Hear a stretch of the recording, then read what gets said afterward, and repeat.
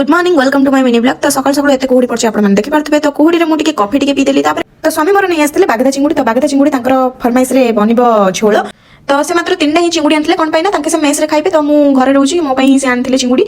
मोर तो खाली बाहा पिया कथा किंतु मुझे 3टा चिंगुड़ी खाई पारे बहुत बड़ बड़ होती गोटे हाफ ही खाइबी आ बाकी जहाँ रही खाइबे से तरकारीटा पूरा बागेकी करी बोली पियाज टमाटो को ग्राइंडिंग कर देती आउ कि ना पियाज टमाटो को ग्राइंडिंग कला से सब मसला मसली देकी जहाँ आपंकर फरमाइश जहाँ भी पकेबे मसला मसली आ बेसी मर्च गुंड देवेनि कहीं सकाल पाइले झाड़ा हबार संभावना रही पारे। चिंगुड़ी पकेकी गरम पानी देकी गार्निशिंग करदेली धनिया पत्र रेडी होता है तरकारी। आज आकाश में एत जाक बाण कौन फुटुचे आपने तो भावुवे कहीं लेखि जणाइबार कारण यही कि आम ओडिशा माटी जड़े जवान व्यक्ति रिटायर्ड होता पूरा वेलकम कराई खुशी से बाजे बजे कि जो पोस्टर धरते आप देखिपे कौ स्कूल तो ये रंभारे ही पढ़ुते जन्मस्थान दीर्घ केते वर्ष धरी से आर्मी अच्छे सेटा तो मुझे जानी किंतु से रिटायर्ड होती केते वर्ष बयस से भी जानी।